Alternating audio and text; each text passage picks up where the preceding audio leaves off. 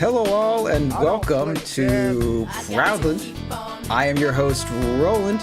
With me in my comfy chair is Proud. Hello Proud. Oh, you know, like, how's it going? I'm proud. I was just trying to be good at fucking Dota. I'm fucking 5K. Fucking, you think you fucking know what I'm talking about? I was doing like an honest copy of you, and you come at me with that. Is that how we're starting this? I can't. Hey, we've proven today, I think, on how good I am at impersonating anything at all. Oh, was today Witch Doctor? No, that was Saturday. That was Battle that was Battle Cup. That was Saturday. That was bad. Stop that! That's nothing like him. I just like when you came in, I was like, it sounded exactly like me. I'll give you credit because I was literally like, oh my god, I guess I have an old recording of Proudland. You came in right when I would come in, and like it sounded good job. Here's how I did it. I was looking at the little notification for like your mic moving, and then as soon as you had like an inhale, like it sputtered for a second. I was like, okay, he's taking a breath, he's ready to go. So then I went in. It worked. It totally worked. Thank you. I take that very, very personally. Appreciate all the love that all of you give me. Thank you. Thank you so much. Honestly, I give you love. Thank you. Housekeeping. We played in the Battle Cup. It was Nameless Noob, Grouty, Miu and Ursi. The first. So can we talk about this strat? I love it. Yeah, I want to talk about it. Yeah, let's talk about it. We won with it? No, we lost because we were playing against Purge. We lost. No, we didn't get it. No, we lost the second game because we played like shit. Oh, okay. Okay, yeah. So this whole Luna Venge Drow, and I'm gonna give you listeners like 5 seconds to guess who plays what. Yeah. Okay. You've had your 5 seconds. Like, which one is which role? Because that's a tri-lane. That's not just like we're late. That's not just like three heroes in a team. That's a tri-lane. Ask yourself who's the one, who's the one, who's the four, who's the five. Hey, nobody of Luna Venge Drow. And when I first guessed, I was completely wrong. I've given you guys enough time to think. If you want to pause, go ahead and pause and think about it. Okay, you've unpaused now. Drow is the 1, Venge is the 5, and Luna is the 4. And holy fuck, it's fun. I've played the Lunas in all the games we've done it, which is 2. I've played the Luna, and my goal is to get mech, to get Hurricane Pike. Basically like mech Hurricane Pike, and then BKB and mana boots. Mana boots first on Luna. Mana boots first. Wand mana boots, and then like a raindrop and fucking windlace, whatever you want to get. Yeah. You just want to get some stuff. And what like I've been doing so I do a 3-0-2-1, and then I do a 4-0-2-1, and then I do a 4-0-3-1, 4-0-4-1. I don't even get glaives until level what? So I mean, to say 10? That simply, he maxes Q, he maxes Lucent Beam, and then he secondary prioritizes E. So he maxes Q and then E, getting points in ult, of course, and then last he gets the glaives. Yeah, it's because I don't. So my farm comes from Lucent beaming somebody and then Drow killing them. Like it's like all AOE assist gold, which is freaking cool, and tower gold because we're pushing down towers way quick. Hella T-Tows. I mean, the first time we tried it, we had a Necro, and the Necro was right clicking for like 300 damage. Drow's right clicking for like 300 damage. I mean, even my right clicks as a 4 position. Like, so, I mean, the idea is like, yes, you are building these supporty items, but the Luna as a 4, like, Drow supplies the items that you don't have for her. Exactly. So the Luna actually can become a real carry. And you do that, like, Greaves is a fine survivability item, and then you get the Hurricane Pike anyway, so your positioning is okay. Then you get BKB, and you're essentially a carry Luna, just instead of Treads, you have Greaves, and instead of Manta, you don't have anything. So you're just without one. Instead of Manta, you have Drow damage, which is a fine trade. Exactly. And we got so late in one of those games that I ended up, I think, getting a Manta, where it was like, okay, you're no longer a 4 position Luna, you're just a Luna now. Yeah. And it was like, okay, cool. And so it worked out really well. We all prioritize 4 staffs. I mean, Venge gets a 4 staff usually. Drow always gets Hurricane Pike. I get Hurricane Pike. And then I think Grouty on the Centaur also had a 4 staff. So he's the kind of guy who just has a 4 staff. It was so like there was this point where Proud gets Slark pounced, and we are 4-staffing him like he's a ping pong ball. We're just ping ponging Proud back and forth, and Slark cannot kill him because of turn rate. Yeah, and Slark ends up dying. Oh, it's so cool. That game was really, really fun, and we stomped. And then the next game we did some Abaddon strat that I didn't know much about, to be honest with you. I don't understand the idea. I don't get the idea, I guess. It's another kind of like 5-man-y team, and the Abaddon is just like, tanky, and he can fight really well when you get the Radiance early on him, and you fuck shit up. But it didn't go well because our laning phase, Sniper is a huge issue. It's very difficult to play because Abaddon can just run at motherfuckers, but Abaddon cannot gap close on motherfuckers. Like that's just not like Abaddon would be great against a Luna team or something like that, but not a Sniper team. Yeah. So that was just we lost that one. I mean, and I wish we would have banned if Sniper was not in that game. Literally, there was no other hero that could have filled the role that Sniper filled, and we would have won that game. Yeah, it's just Sniper high ground with 1080 range with Dragonlance and max take aim. Your Abaddon is never getting close enough. You even had Blade Mail, but a smart Sniper. And unless the Sniper has like a divine, like we saw with that one famous game of Sumail where he was playing Alchemist and hurry and got the Blade Mail and clicked on the Blade Mail and killed the Sniper with Blade Mail. The Sniper wasn't doing enough damage to kill himself with Blade Mail, and he was smart enough to not attack you when you turned your Blade Mail on, which it was a slow... With Snipers is like, the idea behind the hero is that it is very squishy, but the items that it builds naturally are pretty tanky, right? Like you can get a Shadow Blade or whatever for 1. Hurricane Pike is not a damage item. It's a range plus a bunch of health plus an escape. And then Scotty also not a damage item. Scotty just makes you tanky as shit. Like during the Troll Sniper patch, I remember there was one game I was on Troll and like I blink on top of the Sniper and I started hitting him, but he built like fucking S&Y Scotty first 2 items. And I was like, aren't you supposed to just fall over? But no, he just like man fought me and I died on Troll and I was like, all right, in that patch, I'm pretty sure that's not what's supposed to happen, but okay. And he probably was like, I guess I won't turn my Mask of Madness on for this, because that was the patch of Mask of Madness. Yeah, God, that was like the one time where I was like, okay, some heroes are squishy, but they naturally don't build squishy items. Therefore, they are not squishy. Like Enchantress is not squishy. Get the fuck out of here. Oh, and that's more due to Untouchable, in my opinion. Like, and think of the items you buy: Hurricane Pike, Aghanim Scepter. Those are items that give you a bunch of HP. Yeah, and armor. I mean, you get armor from the blade, and then you get HP from point booster. Like armor. I mean, like she does die. HP, she dies to physical if you have a BKB, sure, but she's not vulnerable to magic damage after her first couple items. But anyway, we're not here to talk about how Enchantress is a bullshit hero.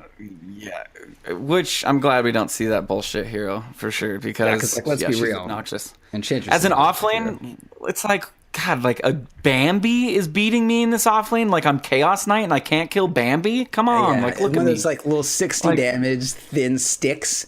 Her little goddamn like some reeds are flying through the air and she's at 335 base move speed and she buys boots and she's at 400 and you're at 280 on a Rubik and you're like, would you please stop?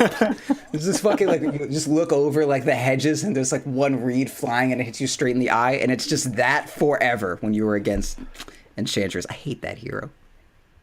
Oh, me too. Don't even get me started about when my Spirit Bear tries to right click an Enchantress, because that shit never happens. Oh yeah, it's good riddance on Enchantress. Base attack time later, because that's a fundamental aspect of base attack time. But anyway, so here's the question: do you want to get this base attack time thing out of the way before we jump back into part 2 of how to climb? We should finish how to climb, and then we'll end it with a little cherry on top of. Actually, I feel like we should maybe start with base attack time because Okay. That's like because who knows how long it's going to go. No one knows base attack time. Who knows how long it's going to take? But this is my dream. I don't even care about how many numbers or like what our numbers are for this episode or how it's received. I want when I see some motherfucker saying something about base attack time and say, "Oh, Juggernaut has a low base attack time, so he should build attack speed." I want someone to be able to Google something and be like, "Oh, here's why I'm just a fucking idiot who should never talk about things that I don't understand." Not that you're dumb. It's just like it was when you talk about things that you think you know and you don't. That makes you look, hubrisy. Is there an adjective for hubrisy? Because that's what I want to say. I think it'd just be hubris. Hubridium. Like, you're just acting hubris. Hubris is a noun, right? Okay, I don't know, dude. I don't take linguistic courses. Hubris is a noun. Yeah, okay. Excessive pride. Yeah, hubris is like excessive pride, right? As a noun. Yeah. But as an adjective, I don't know what it would be. I don't know what it would be.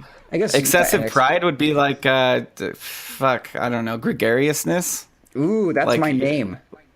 Literally my name. Yeah. That's hilarious. But like being like overly gregarious. Yeah, my name is Greg, so that makes perfect sense. I know, but that's also a word. I know. That's why I'm really happy right now. Yeah, I know. What a stupid word. We're never saying hubristic. We're saying hubrisy.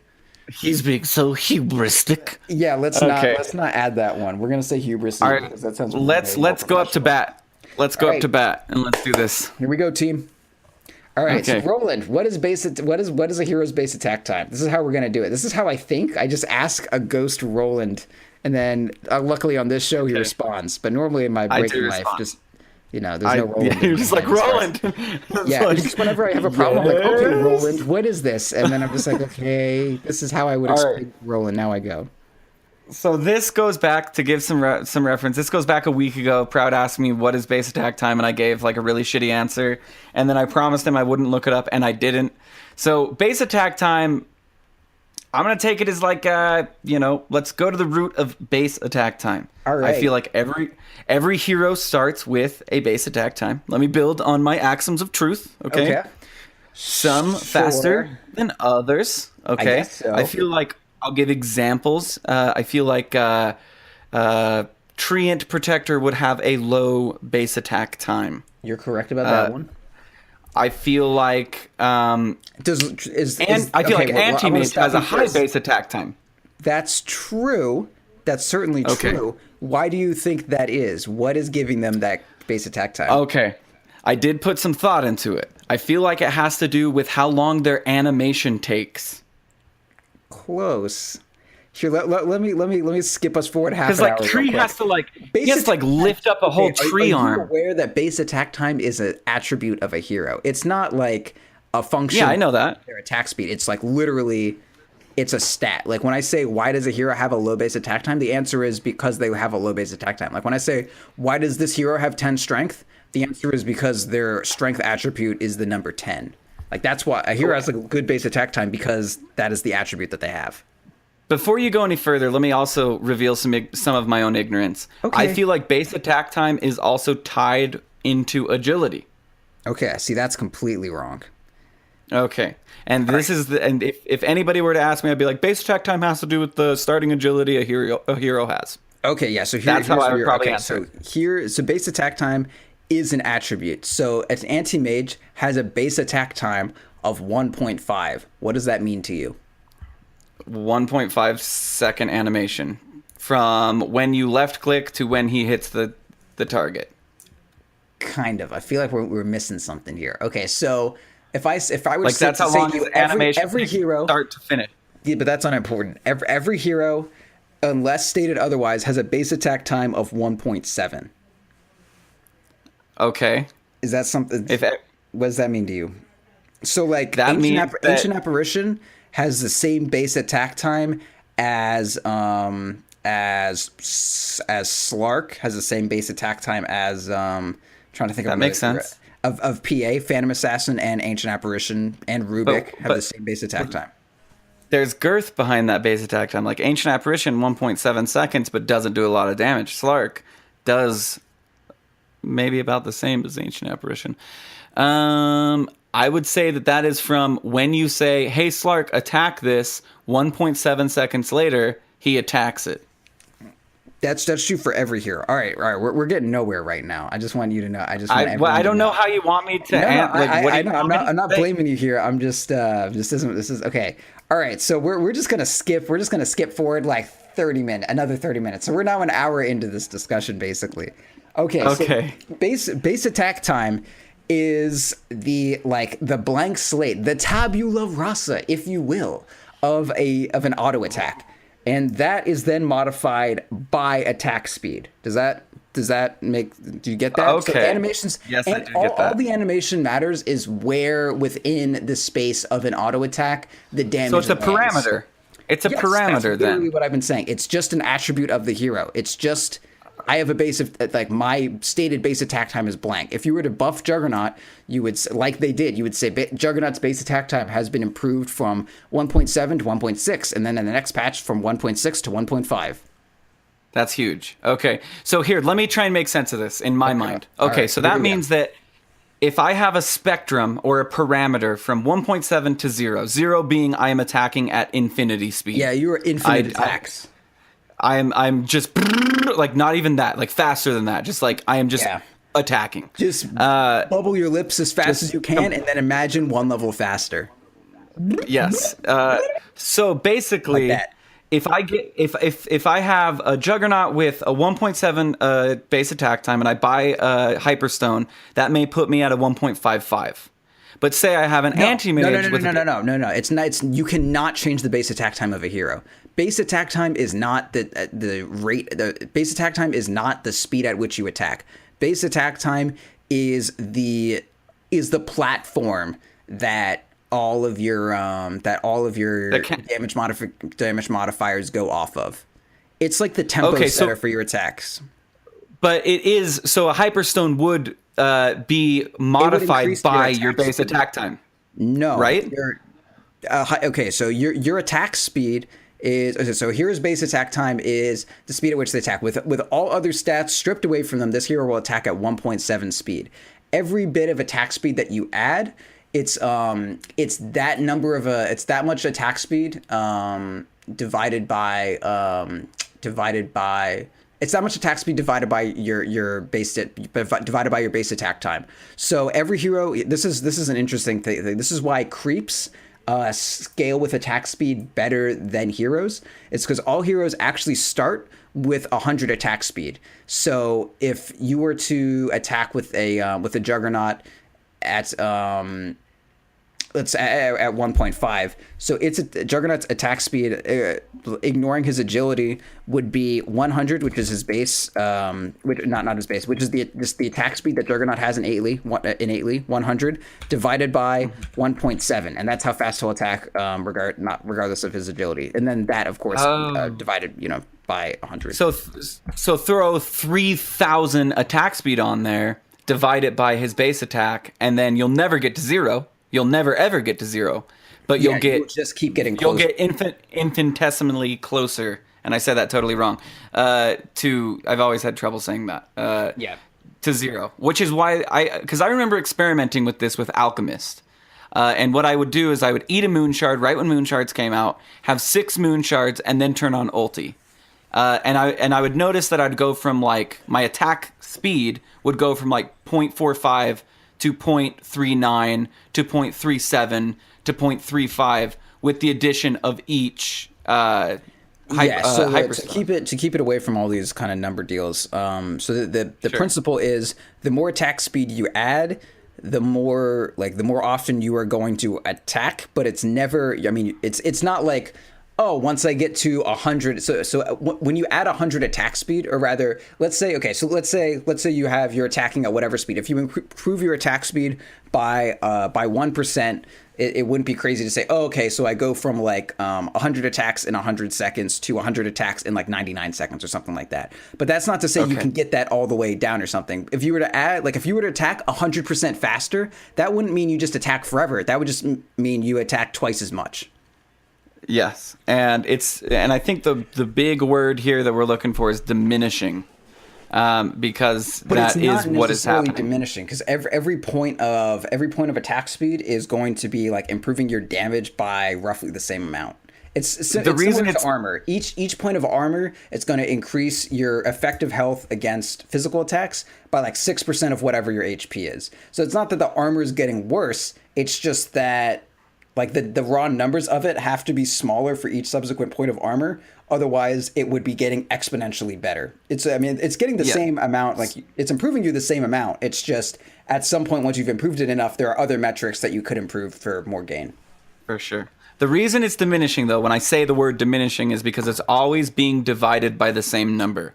The numerator is getting infinitely larger, but the denominator is staying the same. Thus, it's diminishing. Yeah, roughly. So that yields how many attacks that you get per second. So like the very simple thing. So okay, I have a 1.7 base attack time hero, and all heroes start with 100 attack speed. That's just an innate property of all heroes, as they start with 100 attack speed. So it's just 100 divided by 1.7, and all heroes will, and then that divided by 100 because attack speed, the 100 is a percentage thing. It's like 1% increased attack speed. So you want to make sure you're looking at percentages here.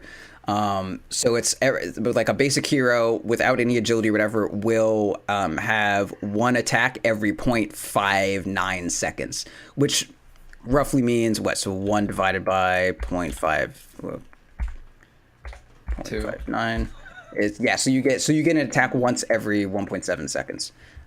That's which is fast. Really fast. It's relatively, well, I mean, not really. That's slow. An attack once every 1.7 seconds. That ain't fast. No, that is not fast. Interesting though. There's so many like fucking like back alley, like you would never find them unless you went on the dark Dota web things about Dota, that it's like, what the fuck? Like, of course I thought attack speed was synonymous with agility because it's green, and more agility you get, the faster you attack. And you know how you notice that is when you get level 6's Drow Ranger. Okay, you go from slow as shit to fast as shit. You know what I mean? Like, that is like the most like pure way you can see agility in my opinion. We just threw a lot of numbers, but there's no point in knowing these things unless you're actually like doing something with them. So here's what so let's say a hero, let's say you have a low base attack time. What is that? How would you itemize around that? How would you take advantage of it? If I have a low base attack time, meaning I'm attacking faster, or a high base attack time? No, meaning you're attacking faster. So low base attack time, as an anti-mage has a base attack time of 1.5. Anti-mage, if you look at him, lower. So anti-mage attacks quickly, right? But what about his hero makes him attack quickly? He doesn't have incredible agi gain, and his only other steroid is like the damage from mana break. Nothing else about that hero actually makes him a better right clicker. There's almost nothing that makes an anti-mage. Actually, there's nothing besides his base attack time that really does make anti-mage an incredible right clicker. Then I would say you would want an Abyssal Blade, if that's the case. I'm just talking about optimizing their right click damage. How would you increase their damage?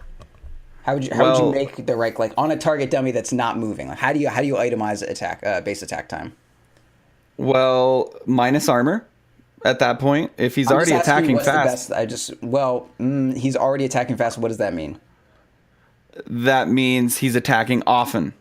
That means I want to do something like bash. For instance, MKB would be good because every time with an what is the principle that you have right now that says once you have enough attack speed, you don't need any more?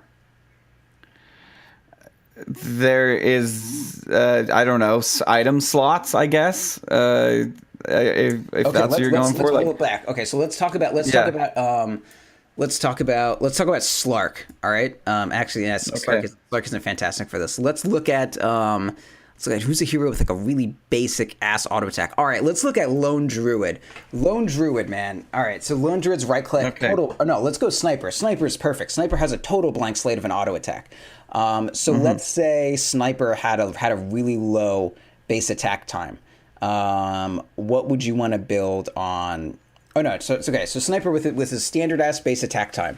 At what point are you going to want to stop building things that are improving the rate at which you attack?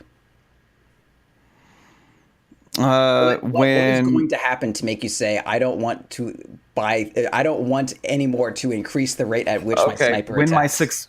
when my successive attack is interrupting the first attack that I had. Basically, when I'm attacking so fast that the previous attack is being interrupted by the attack that's coming next. All right, but Does that make sense? So normally, So that would never the answer that I happen. was looking for is that, well, no. When would I want to be prioritizing other stats over things that are making me attack faster? Okay, I feel like Lone Druid's a good example. When my projectiles are in air and the target No, is already this is not dead. working at all. This sucks. No, Okay, I don't know what you're trying to get out of me, man. You want to stop going attack speed once you've got a ton of it. Like once, because it's like it's an God, I additive. thought you were going for something like hard here. No, Okay, I'm when doing I it feel super like basic. attack speed's good. Okay. Yeah, when I feel like I'm attacking fast enough is the answer then. Okay, all right. So, and that typically comes in like, what stat are you accumulating that's causing you to think that? Like, it's once you have enough attack speed, right? That you're like, Yes. oh, I have a bunch of attack speed, so now I need damage because I need to balance my damage and my attack speed. But what you're not saying is I need to balance my base attack time and my damage. So if a lower base attack time has nothing to do with how often or how much attack speed you should accumulate, outside of maybe something like Lone Druid where he's got all these fucking projectiles in the air and none of them have hit anything yet. But the main thing that I want to focus on here is there is no similarity between wanting to increase your attack speed and having a low base attack time. The main issue that everyone always thinks is, oh, this hero has a low base attack time, so attack speed has more of an effect on them. Does that make sense? Like, does it make sense that that's something that someone would say? I see. Dude, you took like a fucking like European roundabout to get here. I just wanted you to say it the most I basic get what way you're saying. possible. So whether they have a 1.7 BAT or a 1.5 BAT, a Hyperstone is going to be equivalent for those heroes. Is that what you're getting at? A Hyperstone is going to improve their damage at the same percentage rate. At the same rate. Yes. Okay. I get. Jesus, dude. Like, we were stuck inside the inner lane of a roundabout and we just could not get out. Okay. I get it. Yes. That is very well put. Okay. All right. So what do I want? Okay. So on Anti-Mage, just because he has 1.5 BAT doesn't mean I need 3 Hyperstones, because somebody with a 2.9 BAT with 3 Hyperstones is going to be putting out the same amount of damage. No, they're going to be getting the same kind of overall percentage effect from those Hyperstones. So let's say the Hyperstones, let's say those 3 Hyperstones will increase his damage at some point by 30%, by 30% or 40% or something. They're also going to increase a 2.9 base attack time hero's damage by 40%. It's just that because the anti-mage has a lower base attack time, that's something that like comes in after the fact. So you say, all right, so the anti-mage does like 500 DPS, and then you add in those hyperstones, and those hyperstones increases damage by 100%. So he goes up to 1,000 DPS, and then you have let's say just for simplicity's sake, a 3.0 base attack time hero who attacks half as much as anti-mage, given the same stats. Because the base attack time is different, he'll attack half as much as anti-mage. Instead, that hero does 250 damage, and then with those 3 hyperstones, that increases his damage 100% as well. But just because he has the lower base attack time, that hero is now doing 500 DPS.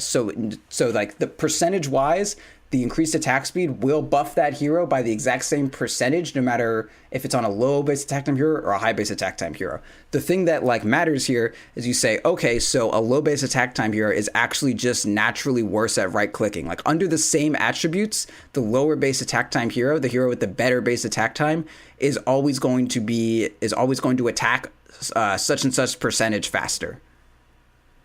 Yes. So that is true. So when Lifestealer gets nerfed from a 1.7 base attack time to a 2.8, that doesn't mean the itemization should change at all, except for weird special cases like an Echo Saber or maybe Basher, like weird fringe cases. But for items like Hyperstone, for Desolator, all those things, the only thing that has changed, no principles of his itemization have shifted. It's just the fact that no matter what you do, this hero is now attacking like 7% less quickly. Regardless of it's not that, oh, this hero lost 7 attack speed. It's that as like a cap. Like you put all these attributes in a fucking bottle and shake it up, and that's Lifestealer's attack or whatever. But then there's just like this filter nozzle over it, and it's always gonna come out 7% slower now because his base attack time got changed. Fascinating, honestly. It really is. Yeah. No, okay. and I feel like let's put the bats to rest and let's take a quick break. All right. I don't feel like I covered it though. Okay, hurry. Summarize, because we have a quick break. Okay, all right. So base attack time is like the natural function of your damage, and it is a damage increase on a hero. Rather, a lower base attack time is a damage increase on a hero in the form of more attacks getting out. So similar to how a critical strike is an overall damage increase on a hero in the form of a critical hit. So like let's say Juggernaut has a 30% chance for a 200% crit. That is an overall 30% damage increase on everything Juggernaut does. Attack speed doesn't synergize with Blade Dance uniquely. Minus armor doesn't synergize with Blade Dance uniquely. It's just an overall cap on his things. Of course, crit, if you stack crit, you can't really, that has diminishing returns. But for like in terms of plus damage and minus armor and attack speed, Blade Dance does not treat any of these things uniquely. Base attack time is roughly the same thing. Attack speed is no better with lower attack time. Damage is no better. Minus armor is no better. Nothing, even Maelstrom procs. Maelstrom procs are just another form of damage. Yes, they're better with a lower base attack time, in the same way that plus damage is better with a low base attack time, in the same way that attack speed is better, and the same way that minus armor is better, and the same way that crit is better. A lower base attack time treats all forms of damage equally. It's just an overall cap on everything you do. All a lower base attack time means is that this hero does more physical damage and is thus more suited to dealing physical damage. So you have a hero like Treant with a very high base attack time. That doesn't mean anything about, this hero should not build attack speed, this hero should build plus damage. No, all it means is this hero is just naturally less suited to doing to putting out right clicks than a hero with a lower base attack time.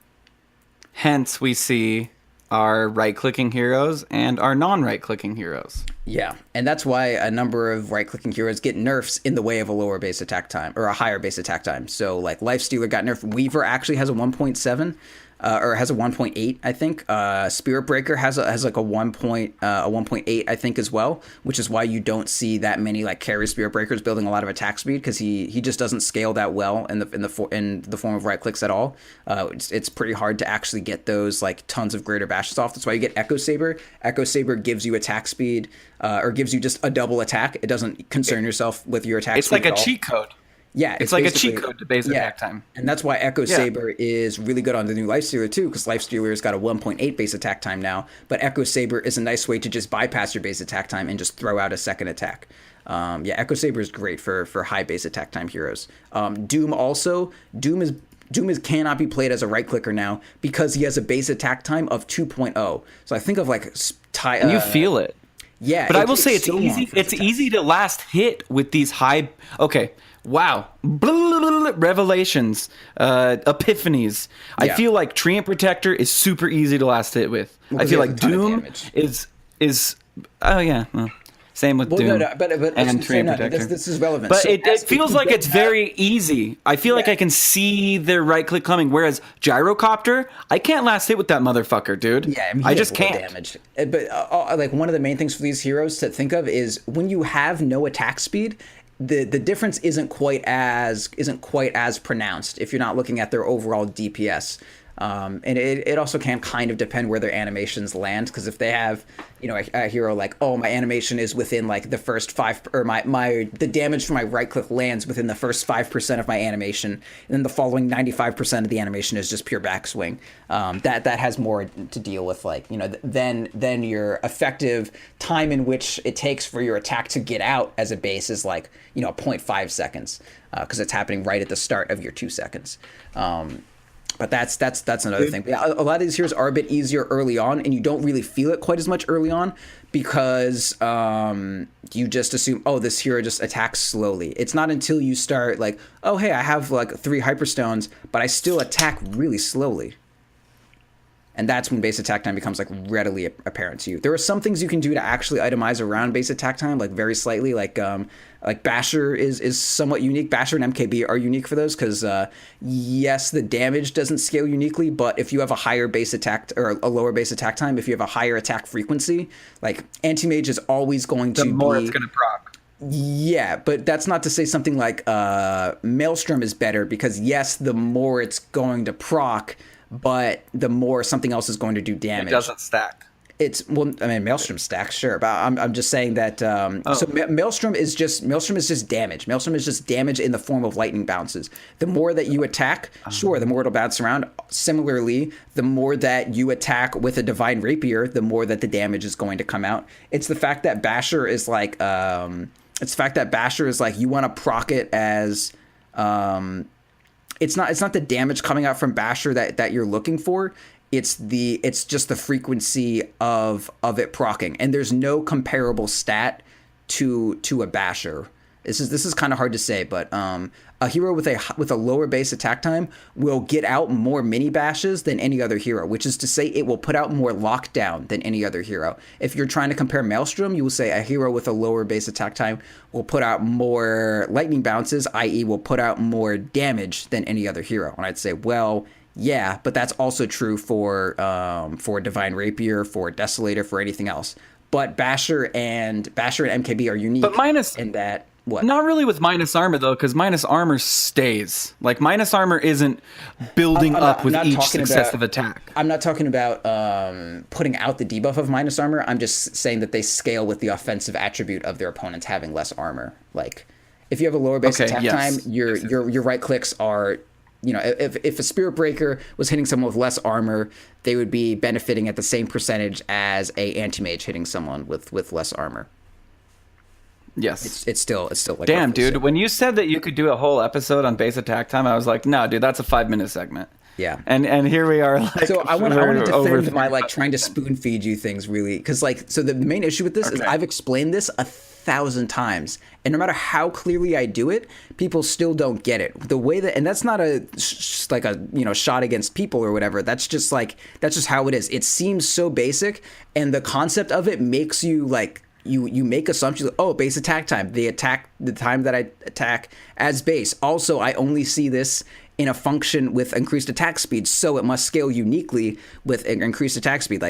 But unless someone explains it how it works in their own head, and you see their pitfalls, and then you talk them through it, it can be a lot harder because it's important to see someone make the same leap in logic that you do and illustrate exactly to you, from a vicarious perspective, exactly why it was wrong and exactly how it was wrong. Does that make sense?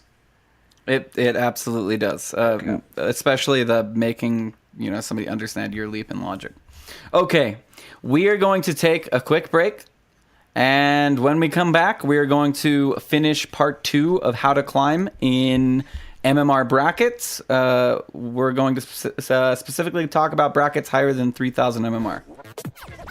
On the .p Q&A, we get to the important listener questions about Dota 2. Want to read some of these? I feel like this list just keeps getting longer and longer. Let's go ahead and read so many questions. Let's read the one that says, "I love Roland." Let's do that one. That one seems good. It's at the very, very bottom. Like that. Oh, it's at the very bottom. It doesn't start with that. That's a song. Oh, okay. Well, let's go with that one. Catch the .p Q&A every Tuesday, or tune into the live recording every Monday night at 9 Eastern, 6 Pacific, or join discord.gg/.p to ask your question live on the show. Only on Defense of the Patience. All right, welcome back to Proudland, where we are going to finish part 2 of how to climb an MMR. So first, before we start, Proud, Denny had a slight suggestion that I kind of liked. He listened to last week's Proudland. Are we taking his suggestions though? It's not a suggestion. It's more of a. I asked him. I said, "Hey, did you listen to that?" And he said, "Yeah." And I said, "What'd you think?" And he said, "Well, I liked it, but it wasn't. Well, it was. You guys were just telling me. Good. You guys were just telling me what I'm already experiencing, not how to get the fuck out of it." Which was true. We were saying, okay, in 0 to 2K, this is what you're going to experience. So I do want to go over what you're going to see from 3K to 3.5K and 3.5K to 4K. But I also would like for you to give us some insight on how to cheat our way out of it, how to get through it quickly, and not that boilerplate, just farm better and get back better. Like, give us some, like, you can do this and get out of there, or you can play that and get out of there if you have it. First and foremost, let's start. Let's go 3K to... So let's go high skill to very high skill, which would be 3K to 3.8K. How do we do it? So what is happening in... What is the difference? Because normal skill, high skill, and very high skill all land in 3K. Why? Yeah. Well, because those are just arbitrary names for numbers that don't matter. But I do notice a difference between a normal skill game, a high skill game, and a very high skill game. What is it that makes... has nothing to do with the labels, though. That's just, you notice that, I mean, those are just names for the hidden MMR. Like... Okay, so I guess... You notice a difference between skill of players. That's certainly true. No debates there. Yeah, okay, so let's take away the high skill, very high skill, normal skill. Thank you. That's what I'm looking for. Let's go so more... What is the difference between, lower skill up to 3? What is the attribute that 3K players are gaining? Is that what I'm reading here? Yeah, so I'm 29.99... MMR, I win another one, and now I'm 3,024. Yeah, and what fucking perk did I get in my talent tree now that I've gained that one MMR? And now I'm 3,024. I'm in 3K. Oh, okay. Gained 25. I'm in 3K, and what are my teammates doing? What am I seeing? What are the pitfalls? What can I take advantage of if I am truly better than this MMR? So that means practicing pulling off stacking up a stack pull, knowing what the exact opening 4-minute tempo of a support will be. For instance, this is something that you and Cyphus fuck up every goddamn time. I think you got it the last time, though. It was that you're supporting in a tri-lane.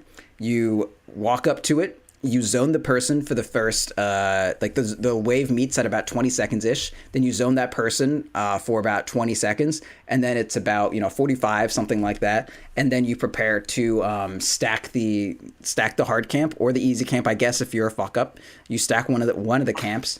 And then you, after that stack is done, you zone again. You say, oh, hey, I want to push the wave out, Mr. Carry, or, whatever, and then they do it, and then you pull, and you just did a perfect first minute. That's a 6K level first minute you just did. But the thing is, most supports, unnamed parties, they'll try to zone, but then they'll zone for 10 seconds too long, and then they'll go to stack, but they miss it, and then they try to do a pull through, and then they miss that too, and then everything's all fucked up. Okay, yeah, you can just say me. I mean, if you want. Does that happen? Because you're off fucking around doing nothing. Hey, I play a good Slardar. I'm kidding. You guys are great. I killed Purge. I killed Purge today. Yeah, I specifically the part was hey, can you come top? And you were like, yeah. And then I look and you're behind their shrine, and Sam's like, I don't need you here. And you're like, yeah. And then look and you're dead. And we're like, why were you there? Leave Min. She doesn't need you. And you're like, I don't even justify it anymore. I don't even justify my actions. We're not looking for just fiction. We're just looking for oh, sorry, you're right. Yeah, I just whatever. You died behind a tower that we're all right, that tower's dead. Let's leave. And then you died, and you were don't. And I said don't sit behind. Don't defend towers that are gonna die. And you're like, I wasn't defending. I was farming. And I was like, that's not better, man. Don't farm behind towers that are dead. Anyway. I just wanted you to know. In the trees. And he's that's where he lives. So, I just wanted you to know that I wasn't defending the tower, you fuck ass. And I was like, it looks like an excuse to me, sir. Anyway, it's all gravy. So you know what to do. You don't know how to do it. Does this come out in? So do you think this comes out not only in how to use skills, how to use items, how to position? Is this everything? I would say it comes out to almost everything. I mean, later on, there's the idea that you know what to do, you just don't know where to do it. And that's when you get to like 4K to 4.5 is when everyone at 4K knows what to do and they know how to do it. They just don't know where the fuck to do it or when to do it at. But the main thing right now at 3K is you want to focus on making sure you actually pull off the operations of what you're trying to do. So this will be something like I blink on someone and then I like miss my sheep on them, or I screw up my combo. Like I try to do an invoker. Oh, sorry, I had a little burp. You had to do like a little invoker combo or something, but I completely dropped my combo.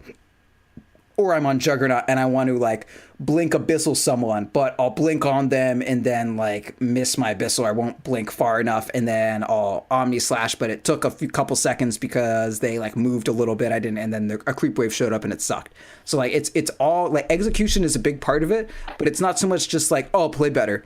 It's more like you're just like unpracticed on the individual actions and maneuvers, like how to gank mid. This you and Syph is also kind of screwed up today, where like you guys smoked but it wasn't at the same time. You split up together and you were kind of walking straight and Syph was walking around, and it was like I showed myself. That's what happened. I showed myself you walked straight and didn't walk around with Syphus.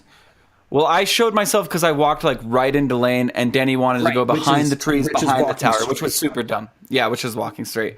Not Syphus's fault at all. Totally my fault. And I was just like, well, and it's still, luckily we still got a kill because of the ineptitude of the other mid. Yeah. But otherwise we wouldn't have gotten a kill. Yes, you're fucking everything up, but also your opponent has no idea how to do anything.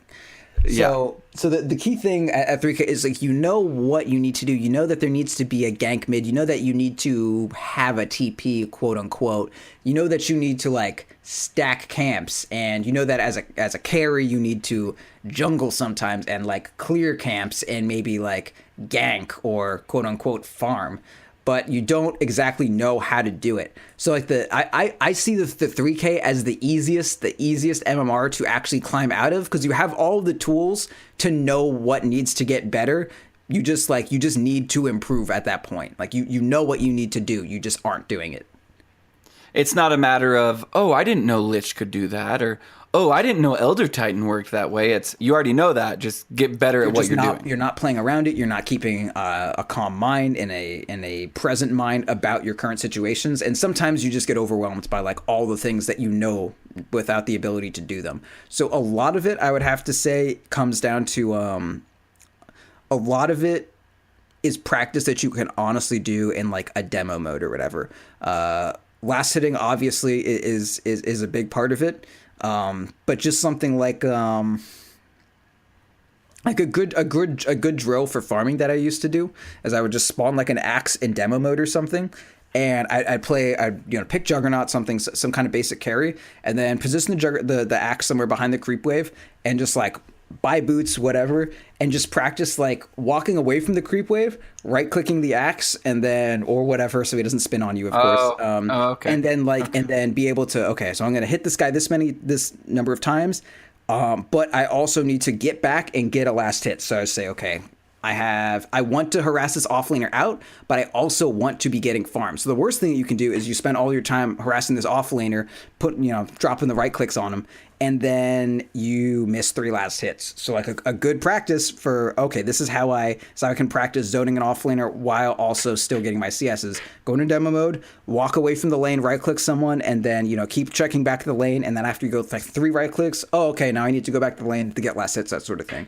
Like that's what you can do, at least for the early game where everything is still roughly undisturbed, I guess I would say, in terms of the actions that you should take. As a support, it's a lot easier. You just go into a little lobby, be like, okay, I'm gonna practice sitting outside the lane, pretend I'm harassing someone for as long as I can, and then I need to get back and I need to stack. And you can practice opening your microphone and say, hey, carry, I want to pull the lane, please push the lane, and then you'll do that, as opposed to like, oh, hey, I'm pulling, by the way, and then the carry's like, what the fuck? It's under tower, you can't pull now.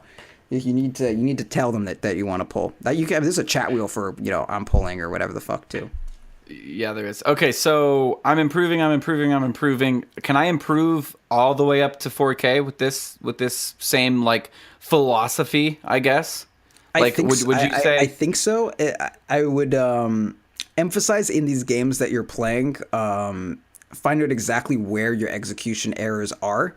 as you're supporting, like I really doubt that any support that's in 3K is really actually functional when it comes to stacking and pulling, at its fullest, and really watching the minute mark. Like the support song and dance is the absolute best one to optimize. There's the harass to like 45 seconds or so.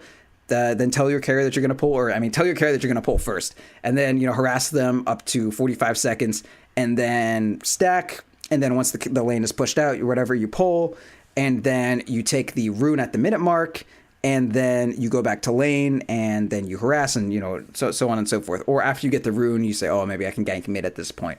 But it's really like there's just like a basic number of things that you do, and if you are able to operate at that very basic, like rote, formulaic tempo, then you will be playing much better than your MMR. Like a bot that can operate that flawlessly is going to be the best player in the 3K bracket.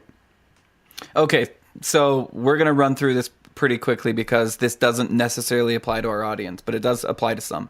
I am now 4,000 MMR. I've climbed through 3K. I've figured out my execution errors by watching replays, by playing with better players, by listening. I want to touch on just like mid and off lane for like those exact kind of like soft mechanics. Yeah. Okay. So of course, just like hitting your timings and your tempo as a mid and an off laner is important. But as a mid laner, the main mechanic that I want anyone who's midding in this bracket to practice is everyone knows how to pull the lane creeps back, but no one knows how to actually do it correctly. So what you want to do, and this is a little hard to visualize, this is something that came up in a coaching session recently, and it was several times with me saying like, no, you're doing it wrong. Please do it like this. And they're like, yeah, I know I'm doing it. And it was about the fifth time someone was like, oh, holy shit. Okay, fuck. I've done this completely wrong the entire time. So what you want to do, if you want the lane to pull back, you want the enemy melee creeps to be attacking your ranged creep, and you want your melee creeps to be attacking their melee creeps. So what that means is you want to pull their ranged creeps back, or their melee creeps back, but not that far. You want to position their melee creeps between your ranged creep and your melee creeps. And the way that you do that is you sit in the middle of your creep wave, in the middle, like in between your ranged and your melee.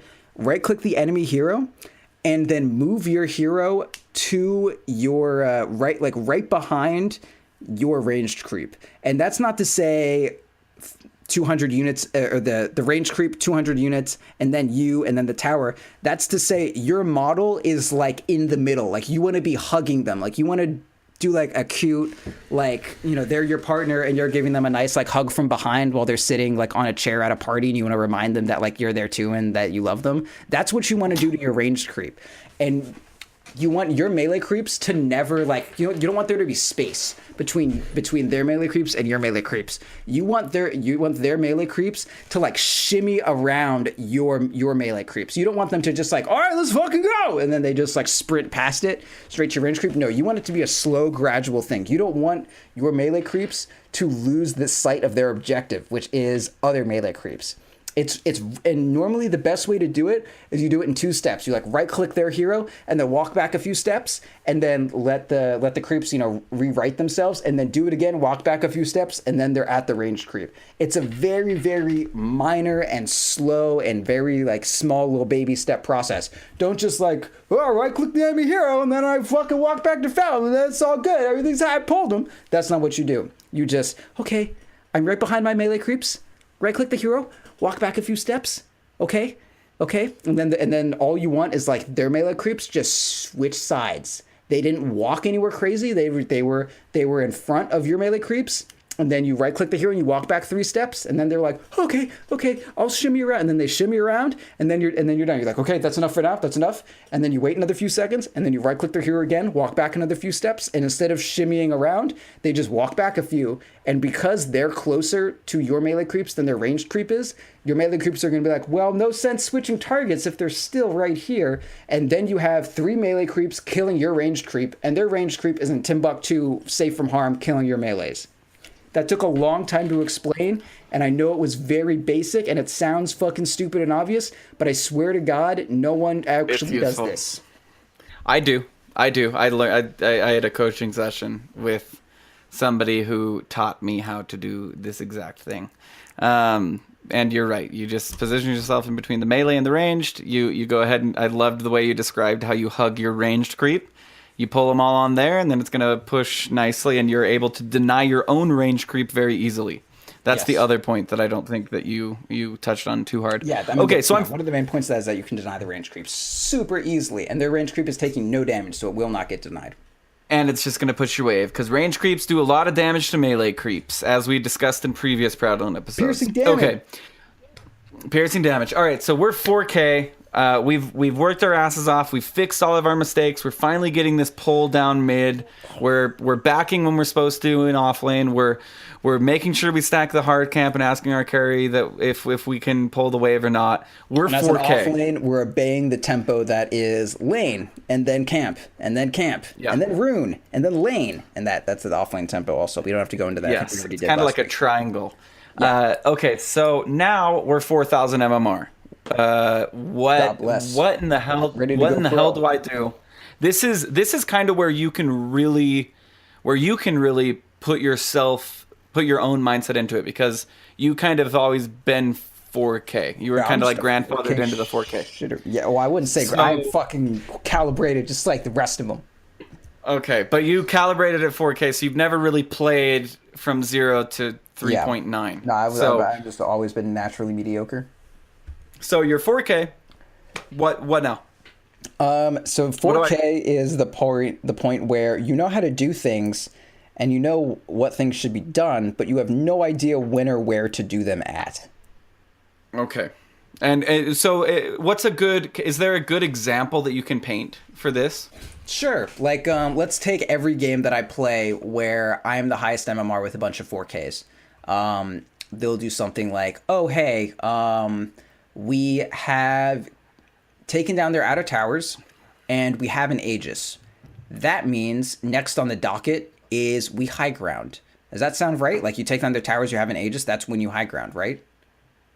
If I didn't talk to you so much, I would say yes, right. Right. Yeah, that's wrong. That's just fucking incorrect. You know that what you want to do is high ground, but you don't know when to high ground.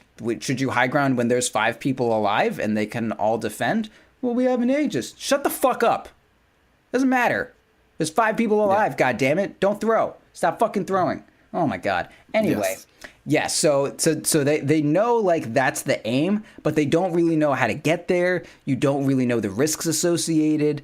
You just don't really know shit. Like, it doesn't help you at all to know all of these things that should be done or what should happen if you don't know how to get there.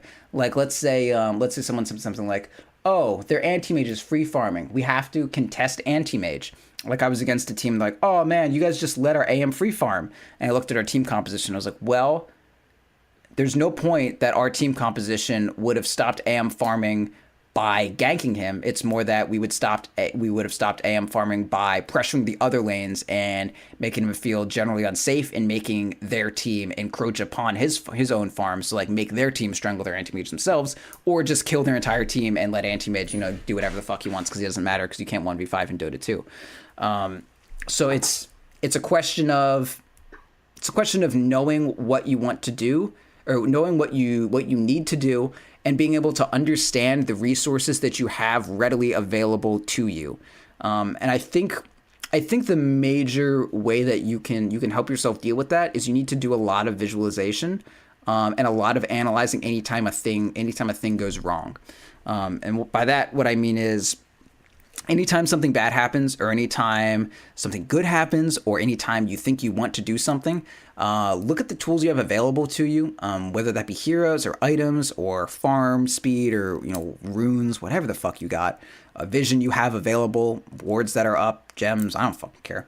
Just look at it, look at everything, and ask yourself, okay, if we wanted to do this, what would the situation where it happens look like? So let's say we wanted to high ground. So we'd say, okay, what does this look like? So we all walk up to high ground, and then maybe they cast spells. Maybe okay, so they're gonna try to cast some spells, and if we want to punish them, we need to go forward. So now we're like under their base, and then there's a possibility that we all die. But we have an Aegis, but it doesn't matter because everyone dies, and then our Aegis respawns, and now it's 1v5 with an Aegis, which doesn't help when we're in the middle of their base. Okay, so that doesn't work out. So let's say we want to gank this anti-mage. How's that gonna work? We have a Centaur, but Centaur does not have blink. So we're going to walk up to this anti-mage, and then he's going to blink away. So that's definitely not going to work. A big part of understanding when to do something is knowing how you can do it and when you're actually going to have the resources to do it. So in the topic of high grounding, say, okay, all right, so they have enough people that like no matter how good our initiation is, we can't stop 5 people from doing their shit if they're on high ground and we're on low ground. Just visualizing the way that's going to happen never works. They're not just all going to group up as 5 and then Magnus RPs them and then we win, which did happen once when I was like, yo, just don't high ground. We can't do it. And then Magnus just found 5 people jerking each other off in a corner. And I was like, well, we did it. It wasn't right, but it happened. So that's not to say like every time something works doesn't mean it was obviously not the smart play. Sometimes things happen because the enemy's playing stupid. And sometimes things don't work because the enemy team is playing smart and you thought they were going to play stupid. I'm kind of spinning my wheels right now, Roland.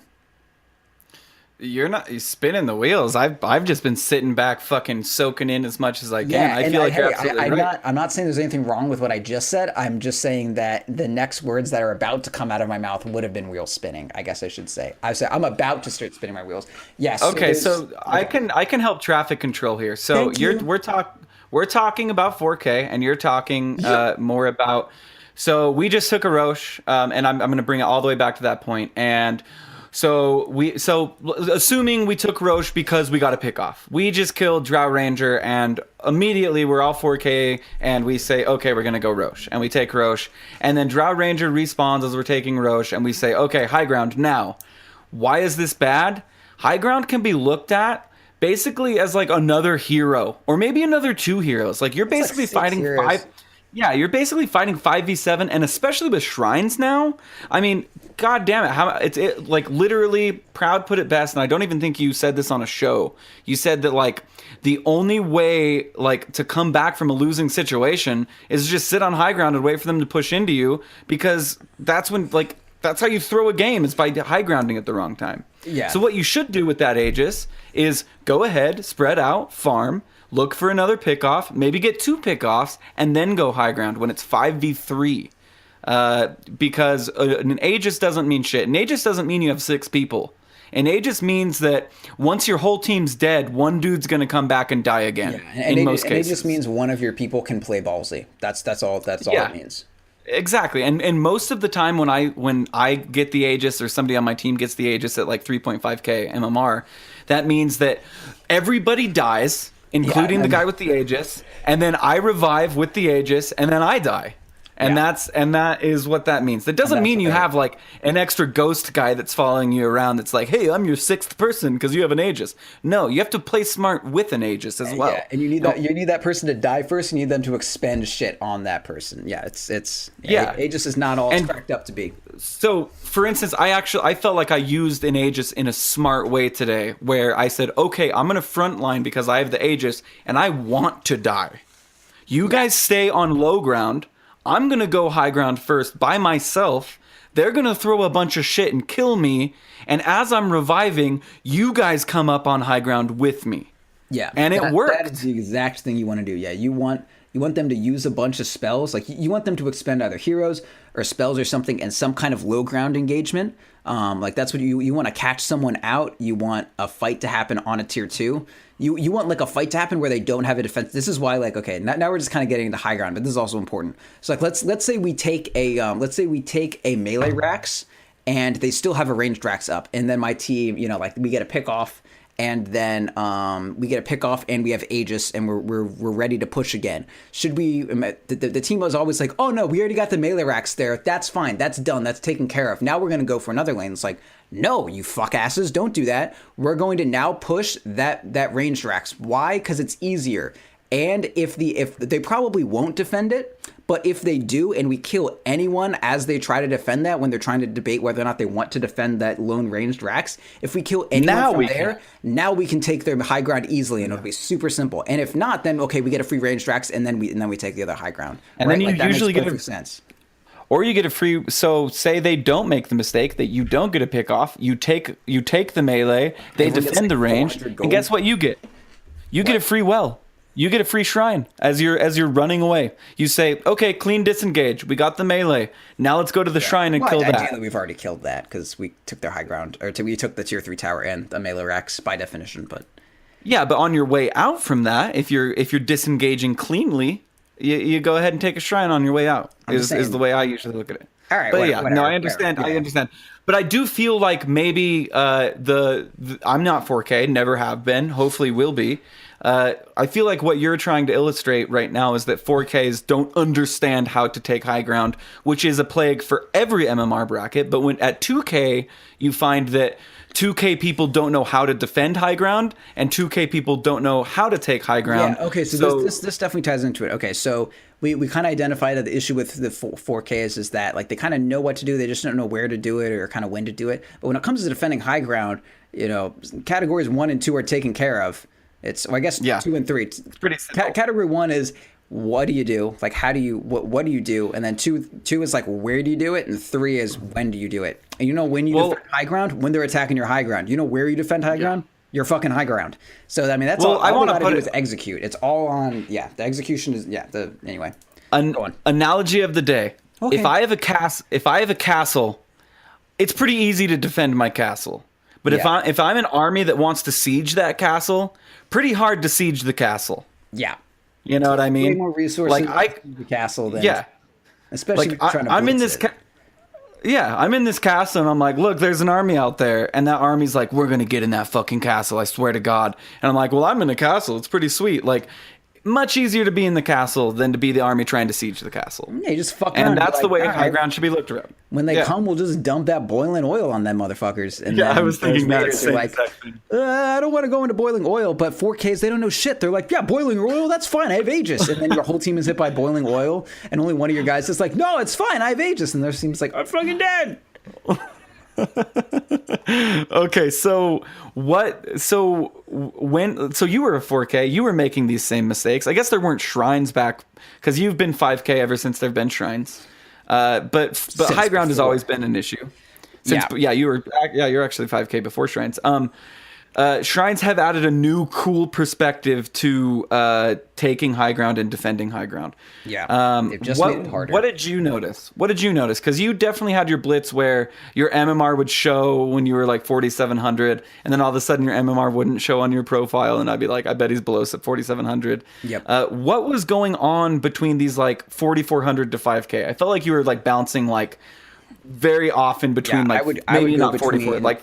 I could go between 4.2 and 4.9 any given day. I was bouncing that much. Yeah, I know. You know, as soon as I got to winter break, like this was soon after I started recording with .P when I was like 47 when I first like signed on, and then I had a winter break, and within a week I dropped 700 MMR like in 1 week. It was fucking brutal. But yeah, like that is a thing that happened. And what was happening there was just like, I knew what I should be doing. Of course, some games disproportionately, I think during that point, there was games that were just like really, really bad games. And I would just lose those. But there are also, my fair share of games that I just lost because I played badly. I jumped back up, shortly afterwards. But, like I did experience some 4K shit going on there. Yeah, so it's like definitely a big part of not knowing where, like when to do things and when to do things as a team and how to get your team to do things as a team. So, and that comes into like one of the main parts of Defender's advantage, as it's way easier to get your team to rally to defend someone or to defend something than it is to rally a team to like attack something. Like, notice anytime like on our team when I say, okay, I want to push this thing like now, there's always one of our cores is just in fucking Timbuk fucking 2. Like, let me finish this wave. And then like, well, there's a jungle camp on the way. And I'm like, But then if to it's like the defend, 2/2's under attack, it's like TP, 5 TP. TP, Power Rangers all morph in there like, go, Woo, we're here. You see all these fucking, Okay, yes. Because you know, we'll get there. We'll get there and we'll attack it. But there's a jungle camp and then here. we get there, We'll like, get there. oh, but now AM split pushing. I don't think we can push. This was what we wanted to be here earlier. That is a definite truth. That is a definite truth. There's some Jug Illusions bottom now, and they're hitting our tower. Like, where were you 5 minutes ago? That's what it is to shot call. Okay, so explain. How did you get like? What did you start to realize? What was coalescing as you were climbing? Being completely aware of your teammates at all times, and like pinging to push things, and like also making them completely aware of, I'm going to finish this creep wave and then I'm going to show up. Don't do anything for like 30 seconds. A lot of it, from my perspective, was a lot of communication stuff, because I'm good on the mic, as they like to say. Pub Commander Proudland von Drownicus. Anyway, but the other way is just like, if you don't want to do it the communication route, if you don't want to talk on mic, you don't like typing, you have a beautiful voice not meant for these fucking trash lords' ears, then you don't have to be on the mic. Just ping what you're doing, say like wait, something simple like that. And if they can't, or just be aware of them and just play around your team. A big part of my climbing out of 4K, I would really just pay attention to nothing that my team said. And I would just always kind of position around them and just say, okay, I'm just going to farm towards, I always farm towards the direction of my team if my team is incompetent. If I can't trust my team to be around me, I can trust me to be around my team. You kind of need to identify, this is a lot when people are talking about playing like Omni Knight when you're climbing, is you just find the one competent idiot out of your clan of incompetent idiots, and you follow that competent idiot around, and you power them up enough that their idiocy will no longer get them killed and will instead be a strength. So that's one thing you do. You just find your 4 motherfuckers that are with you. Obviously, this is a terrible way to think about the game. I just like talking this way. You find your 4 friends that you all love, and you follow them around, and you farm in their general direction. That way, if anything happens, you'd be like, team, we're all here to do this thing together. And that's kind of the crux of it. One of the key aspects of, I don't know where to do this thing at, I don't know when to do this thing. The key is you want to do this thing when you are all together. It's hard to have everyone together when you're not doing it like purposefully. Because I mean, the key of Dota is that everyone needs to expand and take a bunch of resources and then coalesce and take one objective together. Like you go suck up the map and then shrink down and be like a fucking pincer lance that just goes, forward on one target. You can't have everyone spread out all the time, but you kind of want to spread, and then you need to be like the force, like the hand that's grouping up all the fucking dough that just got splattered everywhere into like one goddamn ball. And that's what you got to do. If the hand is only going to come from one direction to scoop everyone up, and that's got to be you, that's fine. But you just need to, like, as soon as something needs to get done, you need to get your goddamn team grouped up. All right, you just need to group them up, and then you're 5K. And then you're 5K, yeah, basically. Dude, I got cool. 5K on Drow and Omni Knight, and that's literally all I did. Is I just forced my team to group up with me, and it worked. And I watched a bunch of your games where there were the only times you'd lose with Drow were past a certain minute mark. It was like past 30 minutes, your chances of winning like started to fall. And normally that was when someone else was just off somewhere doing stupid shit, despite me yelling at them. Mm-hmm. And then Omni Knight. Remember that Sand King? I feel like you remember that Sand King. Oh, I do remember in the off lane, your safe lane actually. It was your safe lane, but he was like at the bottom rune, and he got like caught out and killed for no reason when we were trying to high ground. It was like that was like your 5K game, wasn't it? That was one of my 5K games. I was going to get 5K off that one, but then my Sand King just like decided to do nothing and die, and I was like, well, we lose. It was so weird, and there were just I didn't hear like the team comms or anything. I just saw the pings. And realized that there was some anger going on. Anyway, Proud, let's close this show, dude. Let's close this. I gotta wake up early tomorrow, and I've got to do a bunch of stuff tonight, business stuff with briefcases and Oh my big God. calculators that print out as I press the enter button. So okay. I don't know. That's just kind of what I think about when I think of business. Are those calculators? I that are worked. like, I worked for an accountant for a little while, and I used one of those, and it was awesome. One They're of those cool. like real accountant calculators. Yeah, and like they print shit as you go. God, they're so cool. I I want like one. legit wanted to make me. I just wanted to be an accountant at that point. So I was like, yo, I just want to fucking like I want to press you're just numbers and then have things happen. Yeah, God, it was so cool. I just love how accountants, instead of saying like minus, you say less. Like when you're dealing with finances, it's like this less this, and I was like, oh my God, that's cool. Because the guy wasn't English as a first language. It's this Israeli dude, super cool, really interesting dude. But I was like, does he just not know that the word minus exists? But no, you actually say less. He was cool. Yeah, no, there are a bunch of financial terms. I took one finance class. All right, so you can find us at defensetopatients.com, defensetopatients@gmail.com, twitch.tv/.ptv, YouTube /.ptv1. Also, please leave us iTunes reviews and Patreon. You guys, we're at $700 at $1,000 goal. We don't know what we're going to do. We're asking all of you to help us figure out what we're going to do. And I know what thank we're you gonna so do. much. Proud might know what we're going to do. A lot Proud of knows people... exactly what we're gonna do. We may or may still not want do your what Proud... suggestions, but just to know whether or not it matches exactly what I think we're going to do, and we'll Yes. reveal that once I tell everyone what we're going to do. You guys, here's a promise that I will make. Okay. If we get that $1,000, I will go to the liquor store that I have never been to in my town. Because why would I go to the liquor store? I don't even really drink alcohol. I will buy a neither bottle do I. of champagne. I will buy a bottle of champagne, and on stream, Champagne? I will psh it open. We have expensive okay? equipment. Don't do that. What the fuck? I'll put plastic wrap over all the expensive equipment, and we may need to up the Patreon goal to replace the equipment that I ruined with the champagne. But I will do Yeah. that on stream safely, and I'll drink sure that some sounds as well. good. Headphones. Yep, I will do that. So please help me do that and ruin all this wonderful gear that's taken years to accumulate. Anyway, On second thought, just don't give us money. I think we're fine. No, please give us money for fuck's sake, please. God damn it. Please, I want to like, if you want to support Defense of the Patients, it's awesome. I love all these dollar donations that are coming in. $1 will get you all these exclusive Patreon episodes. It's really cool. Like, it's cool to see those, that people are like, yeah, I will spend $1 to listen to more episodes. I'll spend $1 to change my Discord name to gold. I'll spend $1 to say that, hey, I appreciate your work. Like, we do put a lot of time into this, and fuck you guys appreciate it, because it is helping us tremendously. With that being said, I love you all. I love Proud.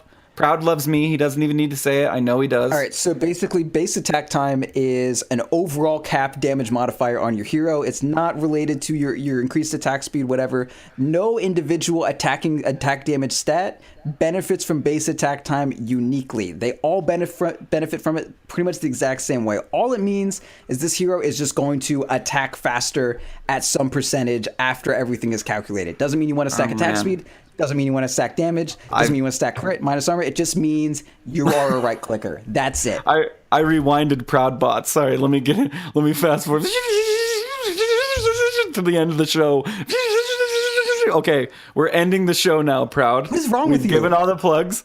It was Proud Bot. I thought I rewinded you on accident because you were talking about base attack time again. I really wanted to just kind of Nail it capstone in. it one more time, just because like people could forget. This is a personal vendetta of mine. I have logged. I want to say half the keys that I've pressed on this keyboard have been me trying to explain to people how base attack time works, and I'm just like, I don't get it. I feel like I should still get Mjolnir, and I'm like, like that's me all the time. Whenever anyone mentions base attack time, I swear to fucking God, dude. Close the show. You come up with funny ways to close the show. Go ahead. Welcome to Defense of the Patients. Thanks for giving us the patience. This is the end of the show. It was good. We hope you know we care about you. We care about you. Welcome to Defense of the Patients. Welcome. What rhymes with patience? The patient. I mean, I know ancients, but we're not going to say that. Flatulations. Congratulations? No, that. Oh, okay. We're done. No. Close it there.